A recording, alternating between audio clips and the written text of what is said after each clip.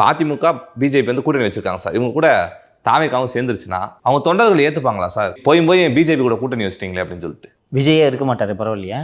அந்த தொண்டர்கள்ட்ட தான் கேட்குறேன் நான். இல்லை, அதான் எங்கே இருப்பார் நான் கேட்குறேன். ஜெயிலில் இருப்பார், இல்லைன்னா விசாரணை ஆணையத்தில் இருப்பார், பரவாயில்லையா? லுக், விஜய் டைரெக்டாக ரெஸ்பான்சிபிள் இல்லையே தவிர இன்டைரக்டாக ரெஸ்பான்சிபிளாக இல்லையா? ஃபிக்ஸ் பண்ண முடியுமா முடியாதா? லேட்டாக வந்தது ஒன்று போதாதா? இப்போ சொல்லு, ஏற்றுக்கிறியா இல்லையா? அவர் ஏற்றுக்கிறார் சார், வேறு வழி இல்லை. இதெல்லாம் வந்துட்டு கழுத்தை பிடிச்சி போறியா இல்லையா அப்படின்னு சொல்லிட்டு கேட்குறது இருக்குது சார். அந்த பிரச்சாரம் பண்ணுறப்பெல்லாம் பாசிச பாஜக அப்படின்னு சொல்லிட்டு இவ்வளோ நாள் சொல்லிட்டு போய் கூட்டணி வைக்கிறப்ப என்ன நம்ம தலைவர் இப்படி பண்ணிட்டாரே அப்படின்னு சொல்லிட்டு ஒரு தலைவர் மேலே ஒரு கோவம் வரும்ல சார். இழந்த 41 உயிர்களுக்கு நீதி கேட்பதற்காக, 41 உயிர்களின் தியாகம் வீணாகிவிடக் கூடாது என்பதற்காக, உயிரிழப்பு நேர்ந்தால் கூட பரவாயில்லை, தாவேகாவை அழிக்க வேண்டும் என்று முயன்றவர்களை தோற்கடிப்பதற்காக, ஒரு குடும்பத்தின் ஆட்சியை வீழ்த்துவதற்காக இந்த தேர்தலில் மட்டும் கூட்டணி சேர்க்கிறேன். பாஜக தலைவர்கள் தமிழகத்தில் நாங்கள் மதவாத அரசியலில் ஈடுபட மாட்டோம் என்று என்னிடம் உத்தரவாதம் அளித்தார்கள். அப்புறம் வழக்கமாக இருக்கிறது, நாட்டின் வளர்ச்சி கருதி டபுள் என்ஜின் கவர்மெண்ட். ஏன்னா சார் இப்போ ஃபுல்லாக தாவேக தொண்டர்கள் ஃபுல்லாக எடப்பாடி பழனிசாமி அவர்களும் விஜய் அவர்களும் கூட்டணி சேர்ந்தால் நாங்கள் ஏற்றுக்கொள்கிறோம் அப்படின்னு சொல்லிட்டு சோசியல் மீடியாவில் இருக்கட்டும் எல்லாருக்கும் மனநிலை ஏற்றுக்கிட்டாங்க சார். அப்புறம் அவங்க கூட தானே இப்போ பாஜகவும் இருக்கு, அவங்க எங்கிட்டு போக போகிறாங்க? இப்போ அடுத்தது திமுக ஒரு புதிய உருட்டை தொடங்கி இருக்கிறது.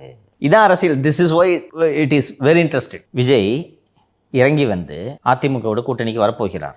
நான் உங்களோடு கூட்டணிக்கு வருகிறேன், பாஜகவை கழற்றி விடுங்கள் என்று விஜய் சொல்கிறார். அதை ஏற்றுக்கொண்டு எடப்பாடி பழனிசாமி பாஜகவை கழற்றி விட்டுவிட்டு விஜயோட கூட்டணி வைக்கப் போகிறார் என்று ஒரு தியரியை கிளப்பி விட்டுக்கிட்டு இருக்காங்க. அது சொல்லிடுறேன், அப்போல்லாம் நடக்க போகிறதே கிடையாது. இன்னொன்னையும் சொல்கிறேன், 2011 தேர்தலில் திமுக 3வது இடத்திற்கு தள்ளப்பட்டது. 26 தேர்தலில் திமுக 4வது இடத்திற்கு தள்ளப்பட போகிறது. இப்போ நாம் தமிழர் கட்சி முன்னாடி வந்துருமா சார்?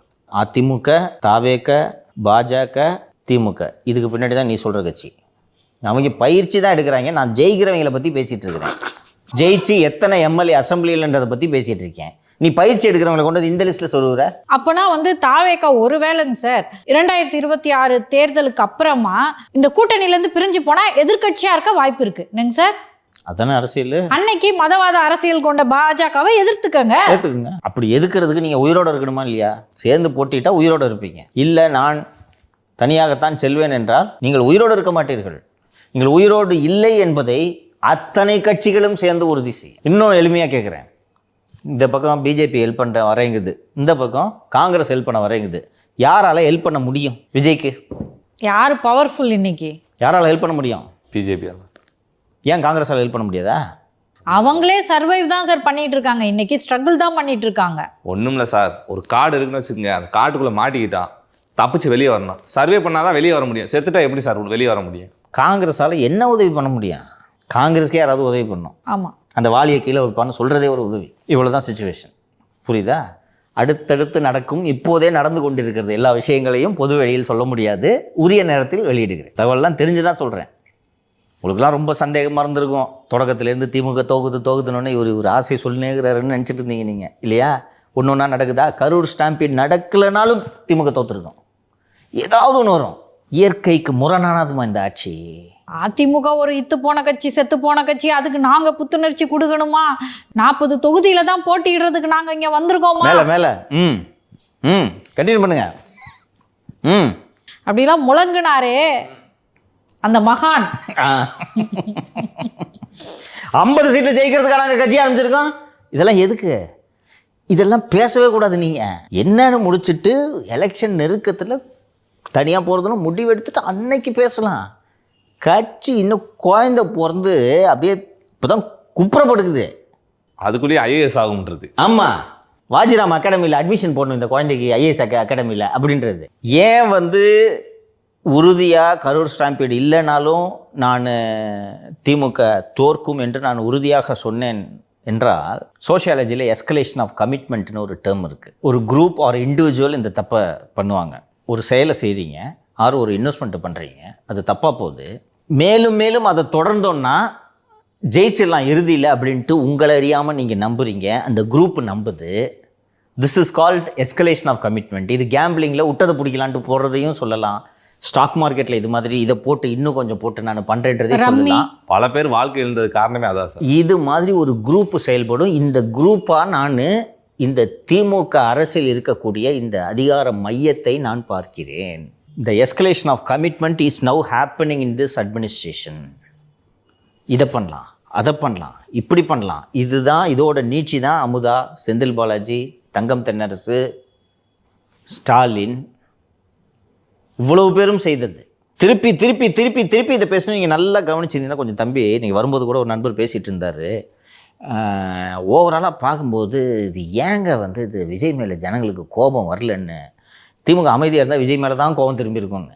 விடிகாத்தால 3 மணிக்கு போய் ப்ரெஸ் மீட் வைக்காமல், செந்தில் பாலாஜி உடனடியாக போகாமல், அன்பில் மகேஷ் அந்த ஆஸ்கார் நடிப்பு அங்கே கொடுக்காம. சார் இப்போ அந்த ஃபஸ்ட்டு முன்னாடி அவர் சீரியல் நடிச்சதெல்லாம் வெளியே வந்துருச்சு, வரும்ல நடிப்பு அறக்கேன்.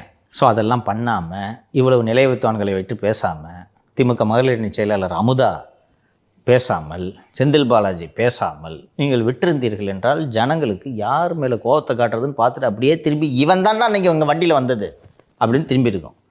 நீங்கள் எல்லாரும் சேர்ந்து அடி அடிச்சு ஏன்பா எல்லாரும் சேர்ந்து ஒரு அடிக்கிறீங்கன்ட்டு ஒப்பீனியன் மாறிடுச்சு.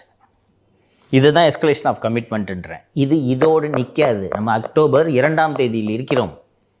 இன்னும் இது அதிகரிக்கும். மேலும் மேலும் திருப்பி இவர் சிஎம் சும்மா இருந்தாலும் இந்த ஐஸ்கிரீம் அதிகாரி, அருள் தந்தை, அல்வா அதிகாரிலாம் சும்மா இருக்க மாட்டாங்க. எப்படியாவது பண்ணி ஜெயிக்க வைக்கிறோம் பாரு திமுக அரசை. ஏன்னா அவங்க ஜெயிச்சாதான், திமுக திருப்பி ஜெயிச்சாதான் இவங்க சிஎம்மாக இருக்க முடியும். மேலும் மேலும் தப்பு பண்ணுவாங்க பாரு. பண்ண பண்ண ஜனங்களுக்கு உங்களை விரட்டுறமா இல்லையா பாருடானா 1996 வந்தது போன்ற கோபம் வரும்.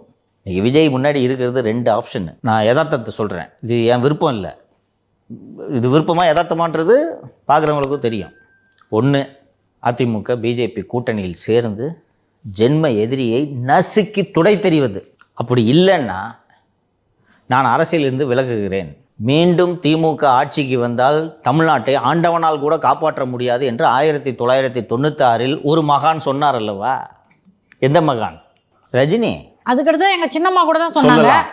ஆனால் காங்கிரஸ் வராதுன்னு வச்சுக்க, தனியாக போட்டியிட்டால் அப்பவும் வாய்ப்பு இல்லை. நான் உறுதியாக நம்புகிறேன். அப்படி தனியாக ஒரு வேளை போட்டியிடலான்னு முடிவெடுக்கிறார் என்றால் விஜய்க்கு இருக்கிறதோ இல்லையோ மக்களுக்கு திமுக மீது கோபம் இருக்கிறது அல்லவா? அப்போது தப்பித்தவறி விஜய்க்கு வாக்களித்து எங்கே திமுக மீண்டும் வந்துவிட போகிறதோ என்ற சூழலில் மக்கள் எந்த கூட்டணியை தேர்ந்தெடுப்பார்கள்? அதிமுக என்டிஏ கூட்டணி. அப்போது விஜய் எங்கே பயணிக்க வேண்டும், எதில் பயணிக்க வேண்டும் என்பதை அவர்தான் முடிவு செய்ய வேண்டும். காலம் அவர் அந்த முடிவை எடுப்பதற்கு திரு விஜய் அவர்களுக்கு உதவும் என்று நான் நம்புகிறேன். இவனுங்களை சும்மா விடக்கூடாதுன்ற என்ன விஜய்க்கு இருக்குமா இருக்காதா? அதுக்கு எல்லா வேலையும் செய்வோம். இது எனக்கு இப்படி ஒரு டவுட் வருதுங்க சார். இது வரைக்கும் தாவேக்கா மேல எந்த ஒரு வழக்குகளும் பெருசா இல்லை சார். இன்னைக்கு கொலை வழக்கே வந்துருச்சு. தெரிஞ்சோ தெரியாமலே எஃப்ஐஆர்ல போட்டுட்டாங்க அவங்க பேர்லாம். நாளைக்கு திரு விஜய் அவர்கள் தனியா நிற்கிறாரு, இல்லை காங்கிரஸ் கூட்டணியோட நிற்க போறோம் நம்பிக்கிட்டு காங்கிரஸ் கூட்டணியோட நிற்கிறாரு அப்படின்னு சொல்லி திமுக வந்துருது. இப்போ இந்த நிர்வாகிகள் நிலைமை, விஜய் நிலைமை என்ன சார் ஆகும்? போகிற இடத்துலலாம் வழக்கு. இன்னொன்று, ஒரு 2 மாவட்ட நிர்வாகி ஏற்கனவே நாமக்கல்லில் போட்டாங்க, கரூரில் போட்டுட்டாங்க. அடுத்த மாவட்ட நிர்வாகி எஸ்பிக்கு கடிதம் கொடுக்கறதுக்கு ஆள் இருக்காது. சார் தலைமையிலேருந்து கொடுக்க சொல்லுங்க சார், மாவட்டத்துலேருந்து கொடுக்க சொல்லாதீங்கன்னு அதை நோக்கி போகும். ஏன்ப்பா அந்த தலைமை லெட்டர் கொடுத்து தான் மதியம் ஜெயிலில் இருக்காரு, நீங்கள் கொடுங்க, நீ என்னப்பா பண்ண போகிற, அந்த ஃப்ளெக்ஸில் என் ஃபோட்டோ போட்டுக்கிறேன்னு. ஸோ இன்றைக்கி இதுதான் யதார்த்தம். திரும்ப திமுக ஆட்சிக்கு வந்துருச்சுன்னா தாவேக்காவை திமுக என்ன பண்ணுன்னு கேட்குறேன். இந்த நிர்வாகிகளை என்ன பண்ணுவாங்கன்னு கேட்குறேன். தாவேக்காவே இருக்காது, அப்புறம் தானே நிர்வாகிகள். தாவேக்கா இருந்தால் தானே தாவேக்கு நிர்வாகிகள். தாவேக்கன்றது என்ன, இந்த நிர்வாகிகள்லாம் சேர்ந்தது தானே தாவேக்கா. ஒரு நிர்வாகியும் இருக்க மாட்டார்கள். அப்போ தாவேக்கா எப்படி இருக்கும்? அப்போ விஜயை காப்பாற்றணும்னா, திமுகவை தோக்கடிக்கணும்னு மக்கள் முடிவு பண்ணிட்டாங்கன்னா தாவேக்காவோட விஜய்க்காக இதை செய்வார்கள். விஜய்க்காக இதை செய்வார்கள். நான் நீ வேணா தனியாக நின்றுக்குண்ணா, இவனுங்களை வீட்டுக்கு அனுப்பணும்னா அப்படின்னு முடிவு எடுப்பாங்க. உங்களை விட அதிகமாக அவர்கள் மீது இவர்களுக்கு கோபம் இருக்கிறது. நீங்கள் வேணால் ஜானா ரகிசாமி, ஆதவர்ஜன் சொல்கிறது கேட்டுட்டு போய் தனியாக நின்று போ, எங்களுக்கு இவங்களை முதல்ல தோக்கடிக்கணும், உனக்கு அடுத்த வாட்டி சான்ஸ் தரேன், நான் 31 போங்கன்றோம். தெளிவாக இருப்பாங்க. ஆனால் தாவேக்க தொண்டர்கள் அதை ஏற்றுக்கிட்டாங்க சார். அது உண்மைதான் நீங்கள் சொல்கிறது அப்படின்னு சொல்லிட்டு. இவங்க ஒரு தீய சக்தி தம்பி, புரிஞ்சுக்க. இவங்க இருக்கவே கூடாது. யார் கூடயாவது சேர்ந்து இவங்களை வீட்டுக்கு அனுப்புகிற வேலையை பார்க்க போகிறீங்களா, இல்லை தனியாக நின்று இவங்களை திருப்பி நீங்கள் ஆட்சிகளை உட்கார வைக்க போகிறீங்களா? இவ்வளோ தான் நீங்கள் இருக்க கொஸ்டின். அப்போ விஜய் எந்த முடிவு எடுப்பார்ன்றது இட்ஸ் ஆப்வியஸ். இதை விடையும் சார் நீங்கள் ஒரு விஷயம் சொல்லுவீங்க, என்னதான் விஜய் தனிச்சு நின்னாலும் திமுக வீட்டுக்கு அனுப்பணும்னு நினச்சிட்டா அதிமுகவை ஓட்டு போட்டு தேர்ந்தெடுத்துருவாங்க அப்படின்னு சொல்லிட்டு அந்த தியரியனால் நம்பவே முடியல. ஏன்னா இவ்வளோ கூட்டம் வருது. பட் இந்த கரூர் இன்சிடென்ட்டுக்கு அப்புறமா கண்டிப்பாக இந்த முடிவை மக்கள் எடுப்பாங்கன்னு நான் நம்புகிறேன் சார். அவ்வளோதான். நாளை நம்பிக்கையோடு நிகழ்ச்சியை முடிப்போம். நன்றி. நன்றி சார்.